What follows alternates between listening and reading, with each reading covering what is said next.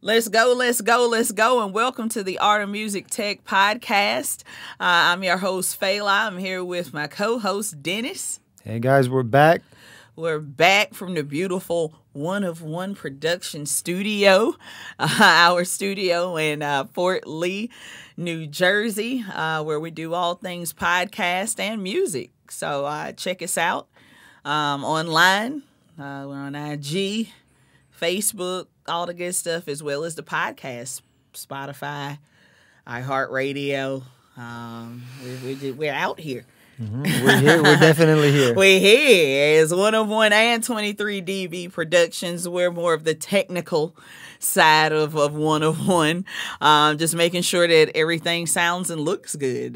That's our jobs. Mm-hmm. And speaking of making things sound and look good, we recently did a live stream for Swiss Chris. Swiss Chris is a drummer. He's worked on the first two Kanye albums, the first John Legend album. He does like percussion too, djembe, and just like he's just a specialist on all things like trippy, kind of like the what do you, I guess you would call like a let's say like an African vibe, like an African, all things like Afro, like ethnic, like ethnic drumming and stuff, and pretty cool because I mean that hip hop vibe with the cultural African vibe, and he's from Switzerland, so interesting mix. So he's a good friend of ours, and he needed some help with the recent live stream he did with the world famous Sabian cymbals. He endorses anyway. Who hasn't seen a Sabian cymbal fly across their TV screens and computer screens? Yep.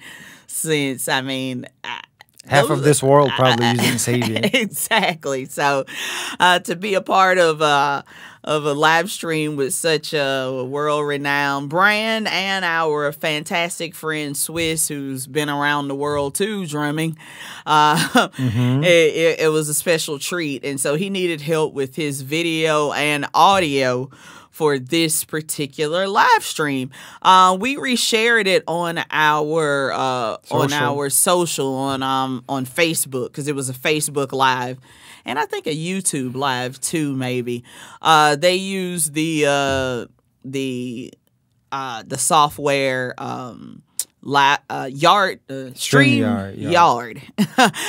which we use as well. We've been using since the pandemic. We found out about StreamYard, and it's a nice, easy thing to let you produce live streams for other people all over the world. I mean, we've literally done it with people in Austria and Czech Republic. Czech Republic, for a real estate StreamYard. So we were glad that we were already aware of the capabilities, but he wanted a nice video to go with it, so we brought in and audio. Yeah, and audio, of course. That's our bedrock right there. So we brought in our 4K C200 Canon, and for video, and for audio, we brought in the Claret 2x2 8-channel. Well, initially the 8-channel Claret, but then on trying to test that 8-channel. We found out that you can't do that with streaming pretty much. So I guess you cannot stream more than 2 channels. Yeah, so we initially were using the 8-channel Claret, but then we had to go to our backup, which was a 2-channel, and that worked out. We had the 8-channel because we were recording him afterwards for our own projects. Yeah, music. Which you'll hear that a little later. But yeah, so we realized like, oh, this doesn't work with StreamYard. So I guess it wouldn't work with any. Yeah, probably not. We were having like a really bad distortion The audio sounded very far away, so a little bit of a warning on like streaming with an 8-channel. Or if we were doing something wrong, if you've done it, please let us know. If you know more than we do, drop a comment. Yeah, we're just testing and seeing what works for us. So yeah, please let us know. So we ended up using the 2-channel Focusrite, clean. Super clean. We only need 1 channel though for exactly. We didn't need the 8, but we just were trying to mic. use the 8 because we were going to use it later on in the day. Yeah, but I mean, normally you would use like a 2-channel claret anyway. I'm super curious now about the 4-channel if that would work. So we still got to do a little bit more experimenting with that. But overall, it was a great conversation. Dom was and he's a fantastic drummer too. Educator? An educator that also, that he reps. Interviewed. Yeah, he's a rep for Sabian as well. And he interviewed Swiss Chris on this particular live stream, which Swiss Chris, I forgot to mention that, is an educator as well. He teaches summer programs over at Berklee School of Music. So, I mean, come on. And he also he's an alumni as well. Yeah. But so we see the chops that you must have to get into a school like that. So but he also teaches individually. Yeah. Like via Zoom. I mean, now via Zoom, but he used to teach at his studio. Yeah. Yeah. If you live in Brooklyn or near the Brooklyn area, you can also get a personal outdoor drumming experience with these pandemic times. He's written a book too, right? Yeah, he has a book, and we'll put the links to all of that in the show notes for this, because I mean, if you're gonna learn how to play some drums, learn from the best that you can. Well, anything. Yeah, well, from the master. You always want to go to the He's best the to the best, when you learn any instrument or, how to do anything. So, so it was pretty cool. We used a clip-on mic, our clip-on Countryman, wired Countryman, and it sounded super smooth. I was very happy with the result. We had a strong streaming connection because we went Ethernet in. Hardwire is a must. Yeah, we didn't leave it to chance with the Wi-Fi, so there was no blinking in and out. In case his son playing video games at the same time without streaming. Don't do that. Yes. So that's a few tips with that. Don't use an 8-channel to try and do.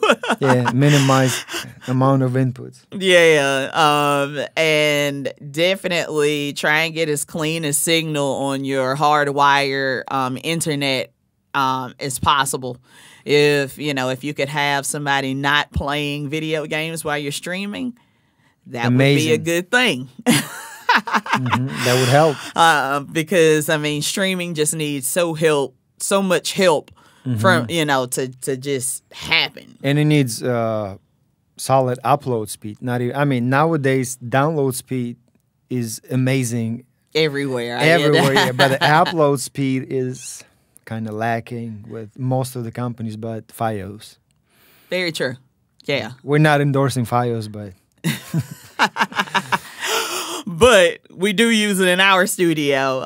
It's imperative for us to have, the fastest internet possible. So for just better audio and video quality, period. Yeah, to go over the net. Yeah, it would sound choppy, all disappear like you're underwater. Yeah. So that was a pretty cool session to hear the interview and just working the tech aspect of something with two pretty big huge names in the industry. So this is the first time we actually went to New York for a gig this year. Oh yeah, that's true.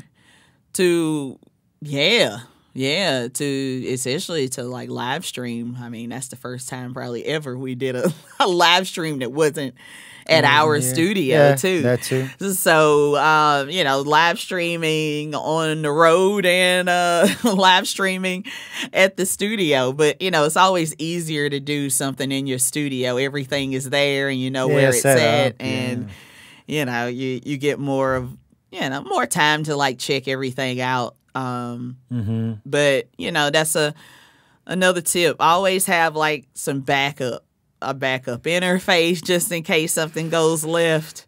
Microphones, some cables, like you never know. Adapters, different types of cables. Yes, yes, to fit what's going on. Any other tips from you learned from that day? Well, I mean, you always I live and learn. There's never, I mean, but when you we actually gave Swiss Chris our 2-channel interface, so that's why we didn't bring an extra one. Yeah, but we knew he yeah. had one already, so Yeah. that kind of worked out. And I think for streaming, the first important thing is to have a good internet connection, and also if you're using external camera, not just a laptop camera, which is okay, but if you're doing if you're trying to do a decent production quality, just use a better camera. And we used it's right there. Oh yeah, the Black Magic. And that's the interface video wise to go into between your camera and to your laptop for the streaming. Yeah, you're pretty much. For audio, you need a Focusrite or something of that nature, audio interface, yeah. and then there's a video interface as well to just make everything talk with each other, and then you get to choose it under your microphone and video, which I think everybody is aware of with Zoom and how many. I think they made it easier nowadays too. Yeah, it's just kind of click and finding what you need. It's no typing in and then where's Well, I have to say that maybe it's different on Windows computers, which it shouldn't be, I think, but for Mac computers, it's fairly simple to find your a video and audio input and kind of blend it together. Yeah, and I don't think we had any latency issue, but again, that when you do live stream, there's always something, not syncing properly, or there's a delay. I mean, there's always a delay. Yeah. I mean, there's going to be a delay at the stream. Yeah, 2-3 seconds, 5 seconds, maybe. I mean, well, on the stream, I mean, from it live, of course, it's usually like 10 seconds or 10 or 12 seconds. But it felt like when I was listening back to it and listening to it on your via phone. Facebook on my phone, they were able to go back and forth, fairly it didn't sound quickly. It crazy. went like, huh? Yeah. What did you say? Like, I don't. Well, and I think another. I mean, this box is 720p, which is plenty for a web stream, but I think another good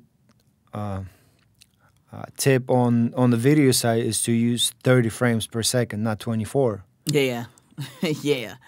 Yeah. Because I think while you're sending a signal through the box to the world, to the Facebook or YouTube, it still converts the signal few times. The box would convert the signal to your computer, and then outside of from your computer to the internet, there's some sort of conversion going on for audio and video. Yeah. With Zoom, you have that. I don't know with live stream. It seems like it was. I mean, excuse me. With StreamYard, was there an option for 30, 24? Did it? Because Zoom gives you like 30 options. And it had like all these frame rates, but I went for the 30. I did a live stream earlier today, and it was just like 30. But you can HD, preset. I guess if you preset 30 on your camera, and since you don't have option within the software, if your camera is sending 30 frames, then you should be fine. Yeah. Unless you want to convert 30 to 24, which you shouldn't. I think. But again, we have a professional camera. I don't think. I mean, we should on the small Sony camera, which it has micro HDMI output, useful too. And I think you can set up frame rates as well. But with the professional cameras, you have a lot more options to work with. Yeah. That's what I think that for professional productions, I think you need to use professional equipment. Yeah. I mean, and that's why we were there. Otherwise, you can do it on your phone. With a loud If you don't have hiss professional camera, do it on your phone. Yeah, I mean, do what it takes. But I mean, if you're looking to upgrade, these are a few tips, and this is also a reminder that I mean we're also have available our rental and sales. So if you want to be a streaming warrior and upgrade your audio, we have the solo setup, which will come with this microphone, or an upgrade. We have also the 440 Pures available, which is another that's our. To be honest, it sounds better than this mic. Yeah, except it's not white, and people really like this look. But if you were like, I want the premium best. If you don't want to go Honda, but BMW or Mercedes, that's the upgrade. 440 Pure, and we'll do that. We'll go through that as well because I mean, last week we were on the tube mics. On the tube mic. So I mean, I think we move things around because we had a session Friday and Saturday last week. Yeah, and they were using these mics, so yeah. Therefore, we didn't set up tube mics for today's session, but we will in the future. Oh yeah, but I mean, again, the tube mics are for studio settings like this. Definitely not a mobile situation with with those tube mics. So if you have a space that you want to, that you just want the best of the best, let us know again through info one of one productions.com. And actually you can email us at info@oneofoneproductions.com and let us know what you would like, or if you have a client that's looking for gear, questions, we're here for you. And that's what we're really ramping up on, is just getting it out there more and more. And high demand, I think. Yeah. I mean, considering that most of this equipment sold out. Yeah, and no one knows when is the next batch coming in. Yeah, getting your hands on a lot of the Focusrite stuff and the Lewitt stuff is becoming pretty big situation. So let us know, and we'll hook you up and get you going. So anything else we have this week?